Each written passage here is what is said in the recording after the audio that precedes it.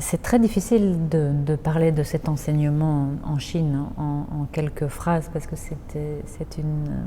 D'abord, je suis restée 10 ans là-bas, c'est une vie de recherche.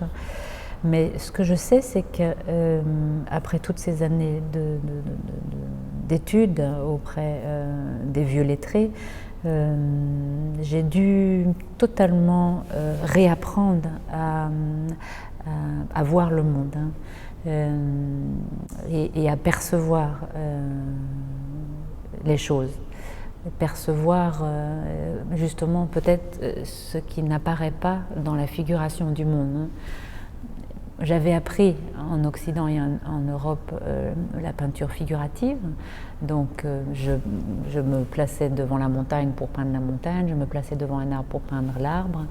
mais tout à coup ce que les vieux maîtres m'ont enseigné, c'est que c'est pas la copie de la forme qui est intéressante, mais c'est ce qui fait être la forme. Et ce qui fait être la forme, c'est qu'est-ce qui anime toute chose en ce bas monde, c'est l'élan vital, c'est ce souffle, et donc je me suis tout de suite passionnée pour cette idée-là, et j'ai tout de suite senti qu'on pouvait aller très loin dans l'expression de toutes les formes qui habitent mon esprit ou toutes les formes de la nature, par cette expression brève de maîtrise spontanée de la matière et de l'esprit, et de tenter de transmettre ou de suggérer l'essence du monde par cette voie-là. Et ne surtout pas imposer aux gens au travers de la peinture une vision figurative du monde, parce que ça serait très, à mon sens, laborieux et inintéressant, mais leur suggérer l'essence du monde et que ça reste comme le parfum d'une fleur, quelque chose de très éphémère et très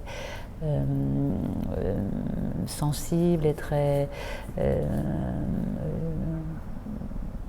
je ne sais pas comment je pourrais dire, enfin,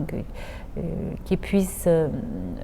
sans savoir l'expliquer, se régénérer d'une forme d'énergie qui traverse l'espace et qui peut-être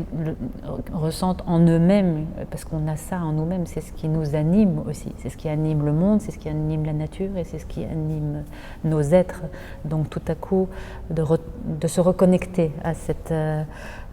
grande respiration du monde.